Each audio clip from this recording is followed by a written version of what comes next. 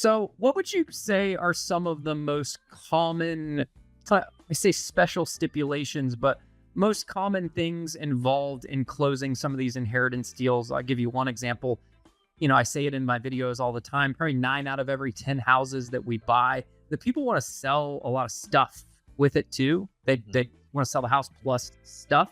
What would you guys in Tennessee? What do you typically encounter in these types of deals that are very common?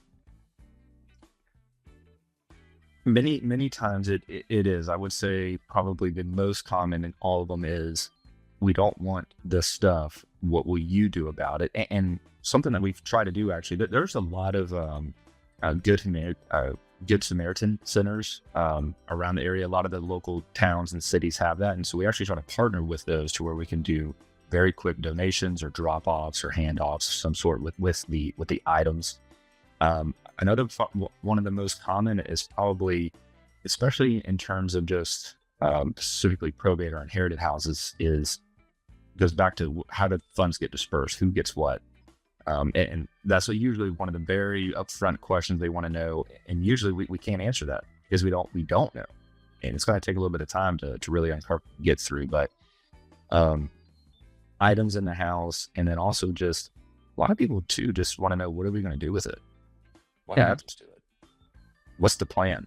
And they're intrigued with it. And it is fun to share kind of maybe what the game plan is, or how we're going to improve the city, improve the neighborhood. And we're able to show people what the potential is or what it could be or how it can impact, and get them on board with that. And then to see to them in the moment, it may feel like or seem like, we're kind of, house is bad or in a bad condition, but you have the ability now to improve, the neighborhood you grew up in.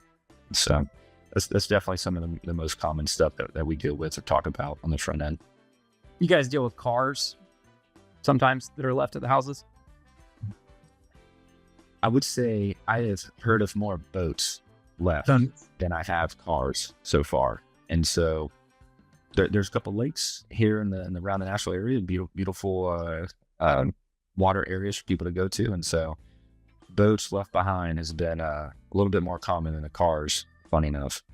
That's funny. Yeah. I think in terms of boats, there was a Hobie Cat kind of catamaran, little mini catamaran at a house that we had to deal with. But those are generally easy to get rid of. Yeah. Cars are a little bit more complicated. We've dealt with that. You got to help them a lot of times they don't know where the title is. So you got to go get replacement titles done. And that's kind of pretty straightforward, but we've donated cars before. Funny enough, I had one, this was years ago. We did some research and we found out that Title Max, he had done a title bond on the car, and Title Max kind of had a lien on the title to the car. This car was worth like $500 or something. I mean, it wasn't worth anything.